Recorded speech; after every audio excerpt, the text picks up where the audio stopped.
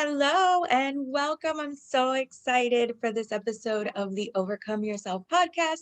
As you know, I'm Nicole, and this is Jeniffer Jones is our guest today. And she is going to be talking to us all about how she helps authors. So take it away, Jennifer. Introduce yourself and tell us what you do. I'm Jeniffer Jones, and I am a writing coach. I've been teaching writing in one form or another since 2001. I trained to teach it during my PhD at the University of California at Davis. And since I left academia in 2016, I've been working as a writing coach. This writing really doesn't have to be as hard as we make it. That is so true. So tell me a little bit about your story and how you help entrepreneurs tell their story through their books.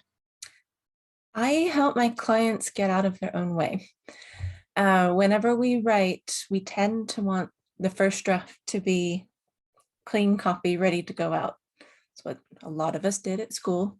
I know I had a lot of undergraduate essays written the night before they were due. But that's not the easy way to write. We tell ourselves that we write better under pressure, but we don't. Whenever you split the process up into the drafting stage, sorting stage, and editing stage, then it all gets easier because no one stage is difficult. What's hard is doing it all at once. Absolutely. That makes so much sense. And it's perfect because my book is called Overcome Yourself. And it's basically the story about how I had to get out of my own way. So what is a tip that you have for entrepreneurs, getting out of their own way, overcoming themselves, and telling the story? Like, what do you advise your clients to do? Do not overcomplicate things.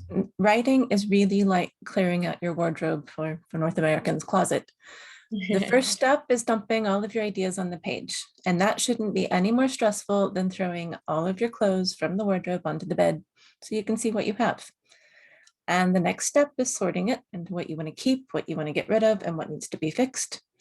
Then you fix the things, cut the things, and then you put it all back in a user-friendly way and make it all neat and pretty.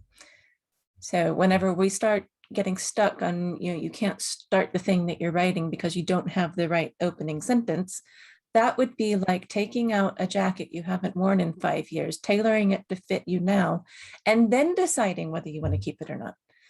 You wouldn't do that. So don't do that with your words.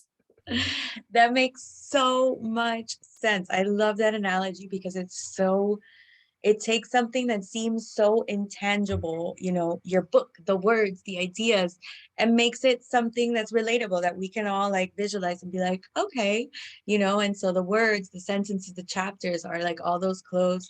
And it really is like that. Like we kind of have to lay it all out. And I'm thinking of the process that I went through with my book, and how I did try to do it all at once. In the beginning, and I have my editor, and she was like, hold on, let's pump the brakes here, and then let's do it one step at a time. And it just changes everything, it really does. It makes the process so much more simple. And tell us how that translate into getting your story. Like, how is it beneficial for entrepreneurs to write their books and get their stories out there? Like, do you work with other entrepreneurs and they use this as a part of their overall marketing system, right? So can you talk a little bit about that? Yeah, your book is basically 100 or more pages of evergreen content. Love And it. if you think about how many social media posts you can pull out of your book, and they're always going to be true for most of our books. I mean, how you write a book probably isn't going to change significantly in the next century. So it does provide you with evergreen content. It also, the process of writing it, and this is why those write your book in a weekend courses sort of make me cringe, because you're denying yourself the process. But the process of writing it and putting everything you know out in order, and then printing out that first draft, and then you really feel the physical weight of all of your knowledge. And that makes you have to appreciate how far you've come and how much you know. And I think especially for women entrepreneurs, we tend to dismiss our accomplishments and we don't want to shout about them. But whenever you write it all out, you can't say, well, no, that's just this little thing that I do. No, it's a little thing that you wrote a book about. And it also gives you a good way to, if you've got somebody who's thinking about working with you and your book is about how you work with people, then you can give them a copy of your book and then they can make an informed decision and you're not having to be salesy. There is no hard sale in the book. The book is just what your process is. And then they can learn it. A few will go off and do it on their own, but the vast majority of people need the coach who wrote the book. So Right. No, no, once no, you that can, we'll makes hire you. so much sense. And like, that's what I was trying to get to is there's like this, I guess it's kind of like the hero's journey. You go through your own hero's journey when you're, I'm just realizing this. Oh my God, it's so cool. Because like when I started my book, when I wrote out that first draft and I was like, this is my book, you know, and then I set it down and then I read it again. There was a lot of parts that were like, wow, this is great. And there were some parts that were like, what? And there's like this process of growth that happened within me too, because I had to look at how do I know what I know?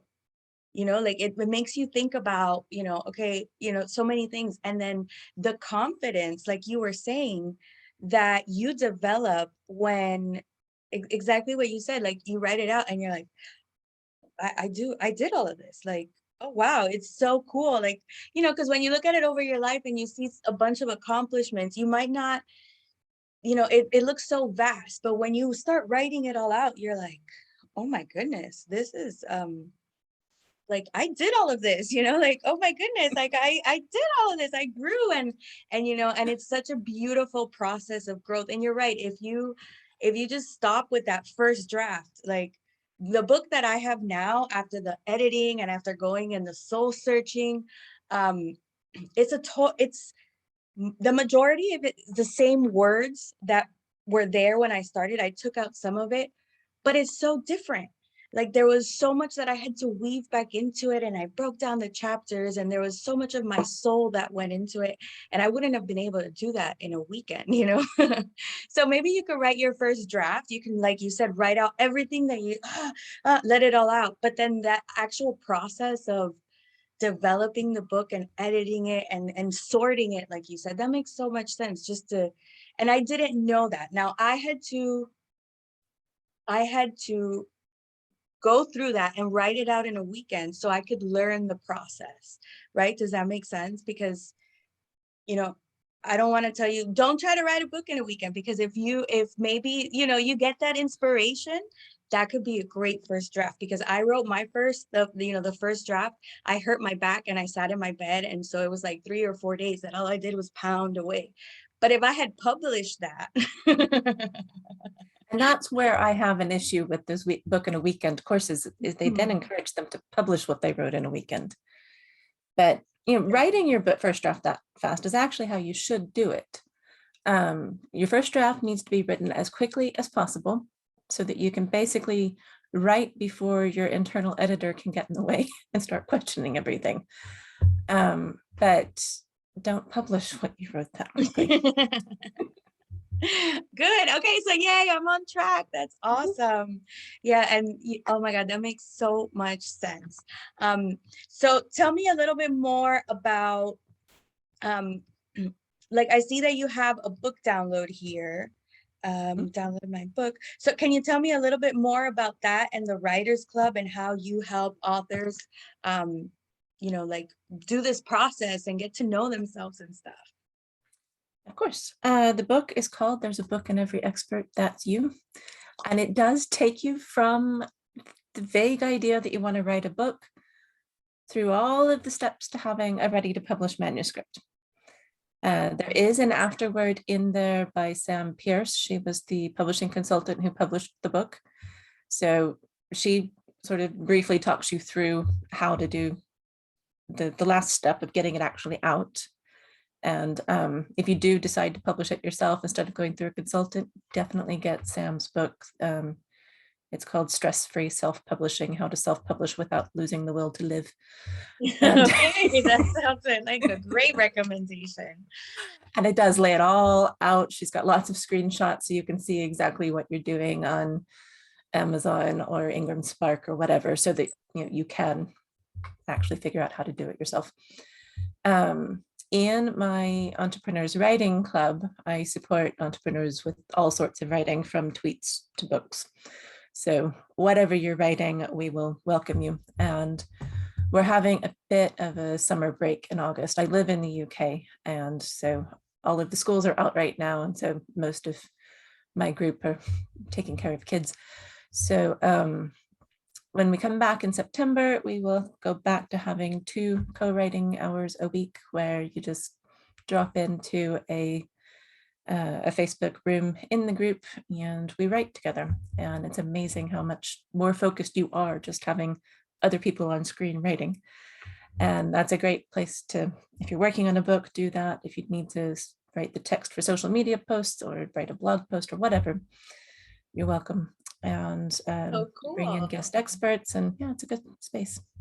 I love it. That is amazing. I love the idea of the group co-writing, because writing, working from home and, it can be kind of lonely. I talk about it on my podcast a lot.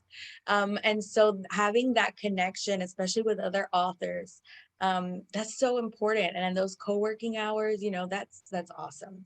Let me see. I'm going through the notes. I want to make sure I don't miss anything. Okay, so one of the things that it says in your bio is that you like to research Victorian medicine. And so that's kind of cool that as authors, we really get to learn about what we love because we get to write about it. So can you talk to me a little bit about that, how you translate that passion, into being an author and everything? Yeah, well, if I'd stayed in academia, I would have continued researching as well as teaching. So I'm basically continuing that. But since I'm not in academia anymore, I don't have to write for that audience. I get to write the fun stuff. And the Victorian medicine stuff right now is looking at how they responded to the introduction of anesthesia. So not at all what you would expect. You would think, okay, if you just breathe this chloroform, you don't have to feel me cut your leg off. You'd be all over that. Some of them were, but others worried that it was the pain that kept you alive, or that their soul would get lost if they took the chloroform. Quite why they were worried about that, I don't know. They were, a lot of them, getting drunk and taking morphine, so that was okay. But the chloroform, scary. And then, so you had the ones who were afraid of it or wouldn't take it at one end, and then at the other end of the spectrum, you've got the ones that they would take it at dinner parties. We've got this idea of the Victorians as being all straight-laced, but the chloroform was a party drug for them. So Interesting. it's just fascinating, and the way it turns up in court cases and in fiction. That's what I'm going to focus on in the book. So That is so cool. And I love it. There are so many things that I ended up researching and learning about because, it just makes you even more of an expert in whatever you're writing about, because there's always going to be something that you're going to be like, is this true? Let me check it out, and then you go down these really cool rabbit holes of learning new things. So, do you have any last minute tips for entrepreneurs who want to, build their authority? That's actually one of the things I'm going to be training about in my group, through your book, right? Like building your confidence and your authority. So like top 3 tips for our listeners. if you want to do it, make a plan. Don't let it be the someday, because someday will never get here. So make a plan, get the support you need, and do it. Start advertising your book the day you decide you're going to start writing it.